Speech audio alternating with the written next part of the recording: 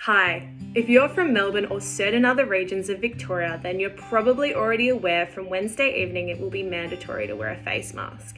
If you're like me and you don't already have one at home, it could be a good idea to make one. So we've put together this video based off the guidance from the DHHS website, but there are lots of other resources you can follow. We hope you find this video helpful. Thanks. So let's start off with what we'll need. We need 3 different layers of material. So we can use old clothing, reusable green shopping bags, or if we've got any spare material lying around, that will do too. For the inner layer, we want it to be water absorbing, so a fabric like cotton will do really well for this. For the ear loops, we want either elastic string or cotton strips. So if you don't have any elastic around the house, you could use some old shoelaces.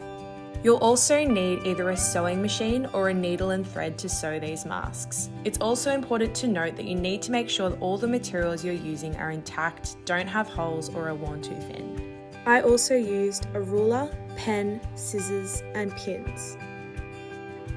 First off, you want to prepare all 3 layers of material. So I used a ruler to measure 25 centimeters each way. Cut out the outer layer first, then repeat with the middle layer and inner layer pieces. After you do this, place the outer layer on the bottom, the middle layer in the middle, and the inner layer on top, and make any adjustments you need if any pieces are too long.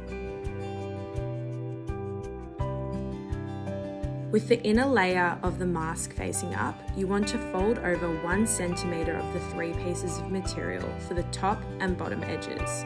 I used a ruler to measure and pins to keep the folds in place. You then want to stitch along the borders. I have a sewing machine at home, but if you don't, you can also hand stitch this with a needle and thread. Now with the inner layer facing up again, fold over 1.5 centimeters of material for the side edges and stitch. Keep in mind you want to sew this as close to the border as possible without fraying the material, because your straps will need to go through these holes. Cut 2 20cm pieces of elastic or alternative material. Keep in mind if you have bigger ears like me, you might want to make them slightly longer. You then want to thread these through the wider edge on each side. You can use a safety pin or large needle to thread it through.